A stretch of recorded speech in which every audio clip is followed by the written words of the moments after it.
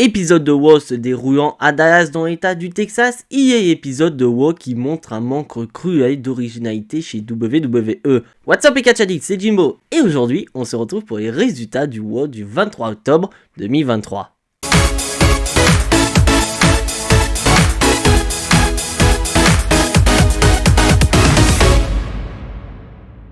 Et donc pourquoi je dis qu'il y a un manque cruel d'originalité chez WWE et Catch Addict? C'est parce que tout simplement on va démarrer le show avec Judgment Day. Et voilà, le Judgment Day comme d'habitude ouvre les hostilités à WoW. Mais surtout le Judgment Day hyper content d'avoir récupéré les titres au nez et à la barbe de Cody Rhodes. Mais ils n'auront pas le temps de fêter leur victoire puisque Cody Rhodes, toujours avec le sourire. Oui, Cody Rhodes, même s'il a perdu les titres la semaine dernière, il est toujours souriant. Et un Cody Rhodes qui va confronter le Judgment Day, et Cody Rhodes veut surtout parler à la leader du Judgment Day, Rhea Ripley, parce qu'il y a des choses sérieuses à dire. Mais Damien Priest il dit clairement qu'il n'y a aucun leader au sein du Judgment Day. Mais Damien, réveille-toi mec, à part toi, tout le monde sait que c'est Rhea Ripley, la leader du Judgment Day. Et Damien Priest il va répondre à Cody Rhodes en rappelant son histoire et en disant littéralement que l'histoire de Cody Rhodes est un échec total. Ce qui a pour effet d'énerver Cody Rhodes, et ce dernier veut confronter Damien Priest. Mais Damien Priest il va dire non frère, j'ai un match ce soir contre Jey Uso, mais en revanche je peux te proposer un match du côté de Crown Jewel. Donc Cody Rhodes, voilà, il veut le combat, donc il va accepter la proposition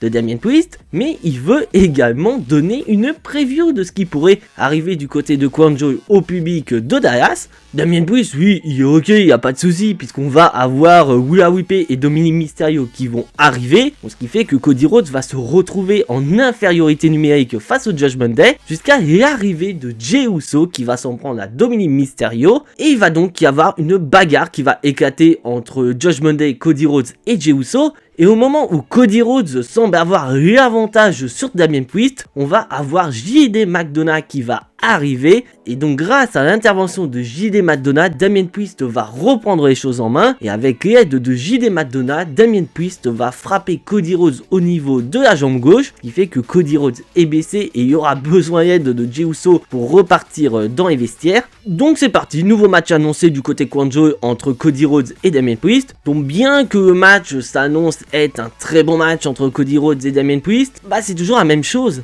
Et c'est ça le problème, il n'y a aucune dose d'originalité.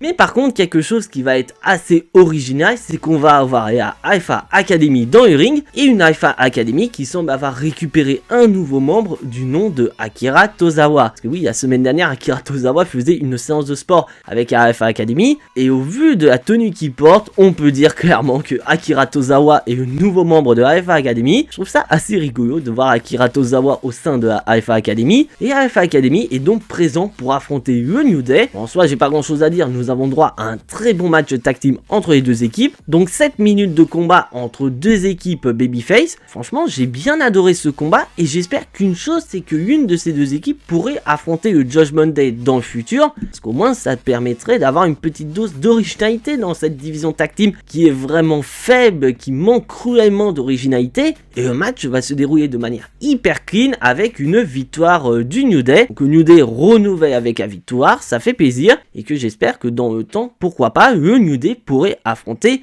le Judgment Day. Backstage, on retrouve le champion du monde poids lourd Seth Rollins qui va être rejoint par quelqu'un. Pour l'arrière, ce n'est pas Drew McIntyre, c'est la championne du monde Rhea Ripley. Une Rhea Ripley qui ne va pas tourner autour du pot avec Seth Rollins et propose à ce dernier de rejoindre le Judgment Day. Et pour cela, Rhea Ripley va sortir des arguments qui pourraient être très intéressants pour Seth Rollins. Déjà, dans un premier temps, elle garantit que si jamais Seth Rollins rejoint le Judgment Day, et il ne risquerait pas de subir un cash-in de la part de Damien Priest. Bien au contraire, Damien Priest pourrait très bien cash-in sur un certain Roman Reigns. Et d'ailleurs, en parlant de Roman Reigns, Rhea Ripley garantit que si Seth Rollins rejoint le Judgment Day, il pourrait avoir un règne tout aussi légendaire que celui de Roman Reigns. Bon, d'un côté, c'est compréhensible quand tu vois que la plupart des matchs de Roman Reigns se terminent toujours avec des interventions de la Bloodline. C'est sûr que si Seth Rollins rejoint le Judgment Day, il pourrait facilement atteindre ce record incroyable de plus de mi-jour de règne. Mais voilà, Seth Rollins, il ne veut pas rejoindre le Judgment Day, bien au contraire, il va tacler Willa Whippé sur le fait que Willa Whippé n'a peut-être plus confiance envers Finn Balor, Damien Priest et Dominic Mysterio, ce qui justifie pourquoi Willa Whippé tourne autour de lui, Drew McIntyre ou encore de la Bloodline. Donc c'est clair, Seth Rollins ne veut pas rejoindre le Judgment Day, mais Willa Whippé lui demande quand même de réfléchir à la proposition. Donc là, je suis assez curieux de voir tout ce qui se passe autour du Judgment Day, Seth Rollins et Drew McIntyre. La championne de NXT, Becky Lynch, est présente à Raw. Et pour cet épisode de Raw, Becky Lynch défend son titre de championne contre l'ancienne championne NXT Indi Hartwell sous les yeux d'une certaine Iya Valkyria qui, pour rappel, est la challengeuse officielle au titre de championne de NXT du côté de NXT Halloween Havoc. Donc on a droit à un match plutôt correct entre les deux catcheuses. Après, dites-moi dans les commentaires si vous êtes d'accord avec moi et Catch Addict, mais moi je trouve que depuis que Becky Lynch est championne NXT, et bah je trouve que le titre NXT est devenu un titre de champion au niveau de la mid-card. Donc après, c'est pas parce que c'est au niveau de la mid-card que forcément c'est mauvais. Car là, on voit bien que Becky Lynch tente de redonner du blason non seulement au titre de NXT, mais aussi aux catcheuses qu'on ne voit plus depuis un petit moment. Car pour rappel, Becky Lynch a affronté Tegan Nox il y a de ça quelques semaines. Et là, pour cet épisode de Raw, elle affronte Indi Hartwell. Donc quand même, Indi Hartwell qui était une ancienne championne du côté de NXT. Donc ça fait plaisir parce qu'on attendait beaucoup de la part de Indi Hartwell quand elle a été annoncée draftée du côté de Raw.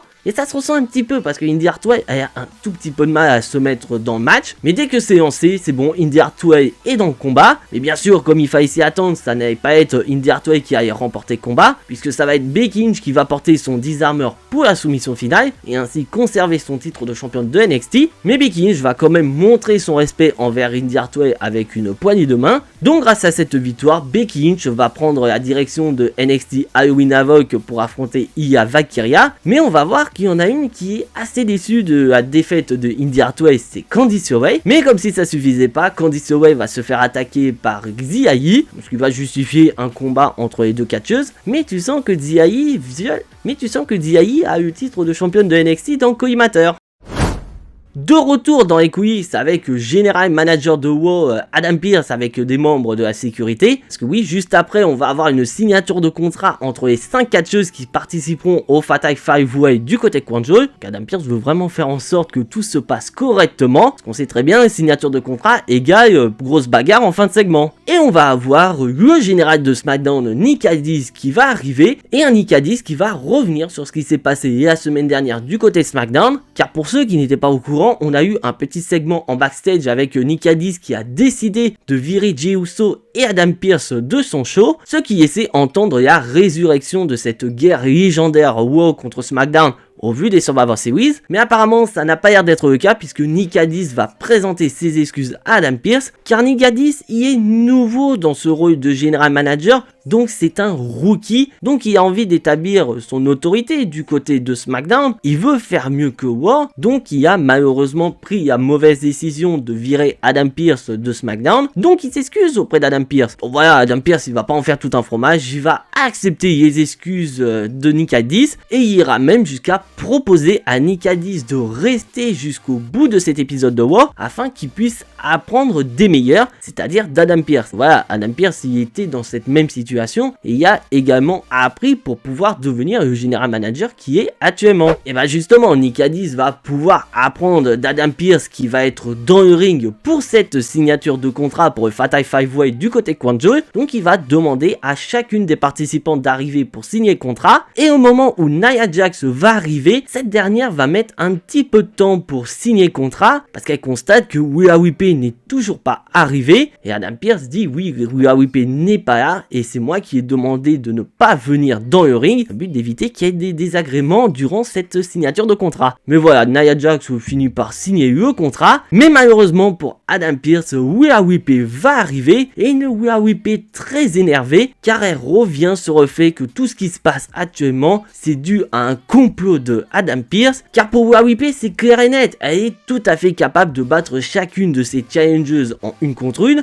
sauf qu'Adam Pearce a décidé d'organiser ce Fatal 5-Way dans le but de mettre des bâtons dans les roues de Willa Whippé. Mais voilà, Willa Whippé elle en a rien à cirer de toutes les manigances d'Adam Pearce, bien au contraire, elle envoie un énorme message à Adam Pearce en disant qu'une fois qu'elle aura fini avec les 4 catcheuses, ça va être Adam Pearce qui va être dans une merde pas possible puisqu'il va se retrouver avec 4 catcheuses à l'hôpital. Et bien d'un coup, Nia Jax va prendre le micro et va donc dire à Rhea Ripley qu'elle est intelligente de rester au niveau du tablier du ring. Comme ça, elle ne risque rien, elle risque pas de se faire casser la gueule. Et que surtout, Nia Jax va pouvoir casser la gueule de chacune de ses adversaires pour Rhea Ripley. Et après ça, Nia Jax va s'en prendre à chacune des challengeuses de Rhea Ripley. Et au moment où elle va s'en prendre à Raquel Rodriguez, qui est originaire du Texas, elle est chez elle, et le public va la huer comme pas possible. Moyen assez facile d'avoir de la hit, c'est de s'en prendre à la catcheuse locale, ce qui ne va pas du tout plaire à Raquel Rodriguez, et cette dernière va s'en prendre à Nia Jax. Et comme il fallait s'y attendre pour chaque signature de contrat et Catch Addict, on va avoir une bagarre qui va éclater entre les challengeuses de Rhea Ripley sous les yeux d'une Rhea Ripley très intelligente qui va rester à l'extérieur pour regarder ses adversaires s'entretuer. Et la bagarre va se terminer par une confrontation entre Nia Jax et la catcheuse locale Raquel Rodriguez. Mais malheureusement, bien qu'elle soit chez elle, Raquel Rodriguez va se faire démolir par Nia Jax. Donc un chaos total que j'ai bien aimé, et franchement je suis impatient d'être du côté de Kwanjo, car bien que je pense qu'on est tous d'accord, Rhea Ripley va conserver son titre de championne, mais je pense qu'elle va quand même galérer pour conserver son titre de championne Rhea Ripley. Il est temps maintenant, les Catch Addict, de passer au prochain combat. Et pour ce combat, nous avons Johnny Gargano qui va affronter Giovanni Vinci. Et donc pourquoi nous avons ce match, les Catch Addict? Et la raison, elle est toute simple, c'est que la semaine dernière, Ludwig Kaiser a affronté Johnny Gargano et il a battu. Sauf que ça n'a pas pu au ring général Gunther, qui espérait que Ludwig Kaiser démolisse Johnny Gargano. Donc il a ordonné à Giovanni Vinci de s'occuper de Johnny Gargano sous les yeux d'un certain Ludwig Kaiser qui, pour rappel, a la responsabilité de Giovanni Vinci. En gros, si Giovanni Vinci perd le combat, ça va être Ludwig Kaiser qui va devoir répondre des conséquences devant Gunther. Donc tu sens qu'il y a une tension assez particulière autour de Ludwig Kaiser, dont dans le but de satisfaire son ring général, Ludwig Kaiser va tenter d'intervenir, sauf que malheureusement pour lui, on va avoir le retour de Tommaso Ciampa. Et oui, pour la joie de beaucoup de Catch Addict, Tommaso Ciampa revient après 2 semaines d'absence. Et donc Tommaso Ciampa va réussir à éloigner Ludwig Kaiser, ce qui va permettre à Johnny Gargano de remporter le combat face à Giovanni Vinci. Donc une victoire de Johnny Gargano qui fait plaisir. Et en plus on nous a informé que DIY est officiellement de retour, puisque la semaine prochaine ils affronteront Imperium. Et du côté d'Imperium, ça sent les problèmes pour la semaine prochaine. Parce que oui, Gunther n'est pas présent, donc Ludwig Kaiser pour le moment est tranquille. Mais on sent que la semaine prochaine il va devoir répondre devant son ring général. Logan Paul est dans le ring, parce que oui, on nous avait annoncé que Logan Paul était présent la semaine dernière à SmackDown, mais également cette semaine du côté de Raw. Et un Logan Paul qui va revenir sur le match qu'il va avoir du côté de Kwanjo, car pour ceux qui ne sont pas au courant, c'est désormais officiel, Logan Paul affrontera Rey Mysterio pour le titre de champion des États-Unis. Et au moment où il parle de ses futurs projets en tant que nouveau champion des États-Unis, on va avoir la musique de Dominic Mysterio qui va retentir, et un Dominic Mysterio qui va être totalement du côté de Logan Paul, puisqu'il espère que Logan Paul batte son père du côté de Kwanjo, donc ce qui fera de lui le seul Mysterio avec un titre de champion. Et là, Logan Paul, il va revenir sur des choses qu'il faisait il y a de ça quelques mois, car il va jouer une nouvelle fois sur le fait que Samantha Irving est l'annonceuse officielle du côté de Raw, pour pouvoir nous donner une preview du côté de Kwanjo, car il va ordonner à Samantha Irving de l'annoncer en tant que nouveau champion des États-Unis. Et petit piqûre de rappel, Catch Addict, Samantha Irving est la fiancée d'un catcheur en particulier, il s'agit de Ricochet. Et à la surprise générale, on va avoir Ricochet qui va arriver et s'en prendre à Logan Paul, et il va également s'en prendre à Dominic Mysterio au passage. Et au moment où Ricochet s'apprête à en finir avec Dominic Mysterio, Logan Paul va intervenir pour le sortir du ring. Donc tu sens qu'on va pourquoi pas se diriger vers un futur match tag team entre Logan Paul et Dominic Mysterio contre Ricochet et Rey Mysterio. Donc quoi qu'il en soit, j'aimerais bien voir une alliance entre Rey Mysterio et Ricochet. Donc voilà, on va ressortir ce qui a été utilisé il y a de ça quelques mois dans le but d'attirer de la hit sur Logan Paul. Et de plus, on décide de l'associer à celui qui est le plus détesté actuellement à WWE, c'est-à-dire Dominic Mysterio. Franchement, j'ai adoré ce segment. Bon, et là les Catch Addict, je suis vraiment obligé de parler de ce match. Parce que oui, là on va arriver sur le flop total de la soirée, puisqu'on va avoir les champions tag team Piper Niven et Chelsea Green qui vont affronter Natalya et une partenaire mystère. Pour la partenaire mystère, on n'était pas vraiment hypé sur la question. Et d'ailleurs, on avait tous raison, puisque la partenaire mystère n'est nulle autre que Nikki Cross. Et là, je me pose la question, quoi, mais attends, Nikki Cross, quel rapport avec Natalya et championne tag team? Eh ben, ne cherchez pas, il n'y a aucun rapport. Et bah, que dire du match? C'est un match tout à fait moyen entre les deux équipes. Et au moment où Natalya s'apprête à faire le tag pour y laisser rentrer Nikki Cross, et bah sans aucune raison, Nikki Cross va décider de se barrer, ce qui fait que Natalya se retrouve dans un match handicap face aux championnes, et malheureusement, bien qu'elle tente tant bien que mal de se débarrasser des championnes, et bah les championnes vont réussir à la battre. Bon, personnellement, je sais pas quoi dire de plus. Avant de passer au prochain combat, Catch Addict, on va se diriger du côté des backstage avec Jey Uso qui se prépare pour son main event face à Damian Priest. Et ce dernier va être rejoint par Drew McIntyre, un Drew McIntyre qui va dans un premier temps s'excuser sur le fait que Jey Uso et Cody Rhodes ne sont plus les champions tag team. Mais Drew McIntyre ne semble toujours pas pardonner à Jey Uso, bien au contraire, car il va dire que tout ce qui va se passer durant son combat face à Sami Zayn n'est nul autre que sa faute. Voilà, tu sens que Drew McIntyre, Jey Uso et la rivalité pourrait très bien arriver très vite. Et donc on enchaîne avec le prochain combat. Et franchement, à l'annonce de ce combat, j'étais ultra hypé pour regarder cet épisode de Raw, puisqu'on va avoir Drew McIntyre contre Sami Zayn. Et franchement, les Catch Addicts, je sais pas si vous êtes d'accord avec moi, mais pour moi, c'est clairement le match de la soirée. On a un excellent combat entre Drew McIntyre et Sami Zayn. Donc après, dites-moi dans les commentaires, mais moi j'ai pas vraiment de souvenir d'un match entre Drew McIntyre et Sami Zayn. Donc là, ça fait énormément plaisir et surtout avec ce qui va se passer, puisqu'au moment où Drew McIntyre s'apprête à porter son Claymore Kick, on va avoir la musique de Willa Whippé qui va retentir. Donc au début, ça va distraire Drew McIntyre, mais ça va surtout distraire Sami Zayn puisque Willa Whippé va intervenir, ce qui va permettre à Drew McIntyre de porter son Claymore Kick pour le compte de 3. Donc Drew McIntyre remporte la victoire. Et dommage pour Sami Zayn parce que j'aurais tellement voulu qu'il remporte le combat, car si ça se trouve, avec une victoire face à Drew McIntyre, il aurait très bien pu intégrer le match de championnat et ainsi transformer le match en un match triple menace avec lui, Drew McIntyre et Seth Rollins. Bon, malheureusement ce n'est pas le cas, mais là où on va quand même se poser la question, c'est qu'au moment de repartir dans les coulisses, et bah Drew McIntyre va totalement ignorer Willa Whippé. Donc est-ce que Willa Whippé n'est pas venu de manière intentionnelle afin de montrer à Drew McIntyre qu'avec Judgment Day, et bah il pourrait très bien remporter le titre de champion du monde poids lourd du côté Kwanjo. Franchement, j'adore tout ce qui se passe autour du Judgment Day, Drew McIntyre et Seth Rollins. De retour en coulisses avec Nick Aldis qui est en train de discuter avec Katana Chance et Kaden Carter. Donc si ça se trouve, Nick Aldis est en train de discuter avec elle dans le but de les recruter dans son roster de SmackDown. Et là d'un coup, on va avoir Adam Pearce qui va rejoindre Nick Aldis. Et Adam Pearce qui n'est pas très content ce qu'est en train de faire Nick Aldis. Que pour lui, Adam Pearce c'est un manque de respect total envers lui. Car déjà, Adam Pearce lui autorise à rester à Raw afin qu'il apprenne un peu mieux en tant que General Manager. Et le mec lui met un énorme coup dans le dos en essayant de recruter des catcheuses de son roster. Mais Nick Aldis, il nie tout ça, il dit non, j'étais en train de discuter de manière tout à fait amicale avec elle. Et Nick Aldis est tellement solidaire envers Adam Pearce, parce que oui, Adam Pearce, selon lui, il passe une mauvaise soirée, et bah Nick Aldis va décider de quitter l'arène de Raw. Donc on se dit que cette rivalité Raw contre SmackDown, bah est toujours présente. Bon, avant de passer au main event de cet épisode de Raw, on va redescendre un petit peu en température et Catch Addict. Et pour cela, on va avoir une confrontation entre Bronson Reed et Akira Tozawa. Tout ça parce qu'un peu plus tôt dans la soirée, Akira Tozawa a décidé d'affronter Bronson Reed. Et franchement, Akira Tozawa, t'aurais mieux fait de te taire avant de proposer une confrontation face à Bronson Reed. Parce que mec, tout simplement, tu vas te faire réaminer la gueule pendant 3 minutes. Bon, après, tu vas quand même tenter certaines choses face à Bronson Reed, comme notamment tenter de porter une German Suplex sur ce dernier. Mais Bronson Reed est tellement impressionnant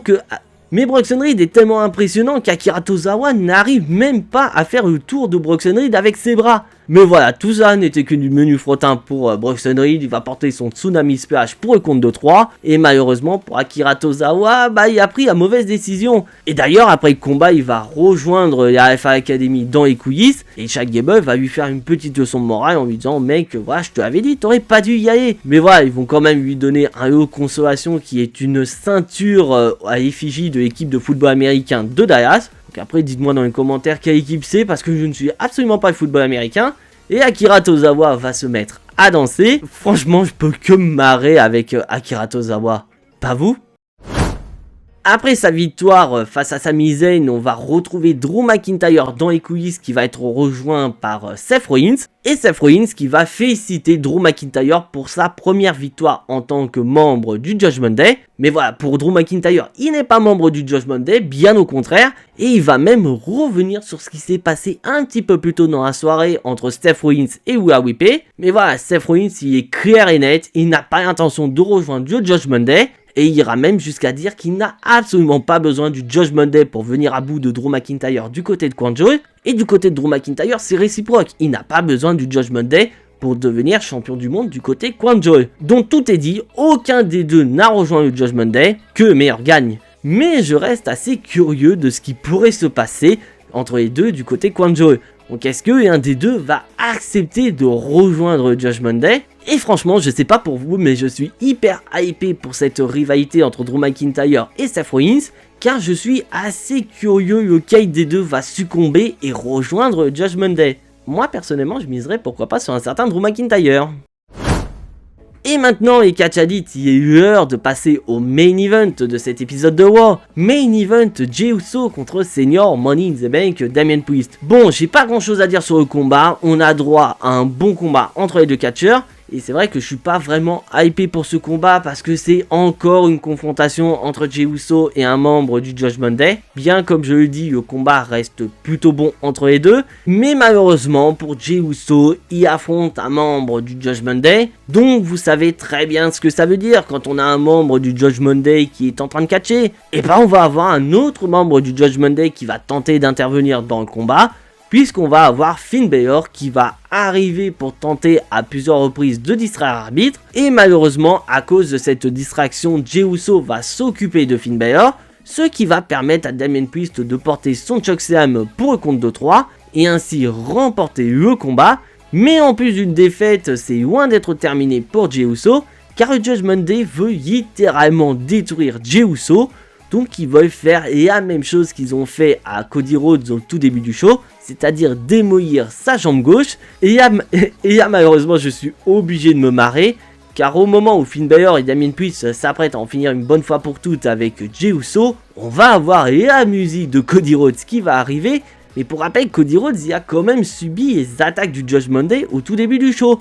Donc c'est un Cody Rhodes qui va avoir une démarche de canard qui va arriver. Mais là je suis désolé, quand il est arrivé j'étais mort de rire et là je suis encore mort de rire, rien d'y penser. Je suis désolé mais c'est tellement marrant. Et Cody Rhodes, bien qu'il soit sur une jambe, il va réussir à s'occuper de Finn Balor et de Damien Priest. Ces derniers vont donc prendre la fuite et le show va donc se terminer avec Cody Rhodes et Jey Uso debout dans le ring et le Judgment Day qui a pris la fuite. Bon, franchement, il n'y a pas vraiment d'originalité dans ce main event. Donc ce serait peut-être temps pour WWE de renouveler un petit peu quand même. Parce que je pense que vous avez tous deviné que du côté de Kwanjo, on va jouer sur la blessure de Cody Rhodes pour donner de l'intensité dans sa rivalité. Mais sérieusement, est-ce que vous êtes hypé à l'annonce du match entre Cody Rhodes et Damien Priest? Moi, pas du tout. Et c'est donc sur un manque cruel d'originalité que se termine cet épisode de Raw. Un Raw sans aucune touche d'originalité, c'est vrai, mais quand même un bon épisode de Raw. Si bien sûr vous aimez ce que je fais, n'hésitez absolument pas à lâcher votre plus gros pouce bleu qui fait plaisir à la chaîne. Pour le recensement sur YouTube, ça fait plaisir. Si bien sûr vous n'êtes pas encore abonné à cette chaîne YouTube, vous savez ce qu'il vous reste à faire après avoir vu cette vidéo. C'est de cliquer sur le bouton abonner, c'est entièrement gratuit et ça soutiendra la chaîne. Et bien sûr, je vous invite à cliquer sur la petite cloche pour être notifié de la sortie des prochaines vidéos sur la chaîne. Car en parlant de vidéos et catch addict, on se retrouve jeudi pour une nouvelle vidéo. Et vous allez voir que cette vidéo là est un petit peu spéciale. Je ne vous en dis pas plus, mais en attendant, soyez tous très fiers d'être des catch addicts. C'était Jimbo, et à la prochaine.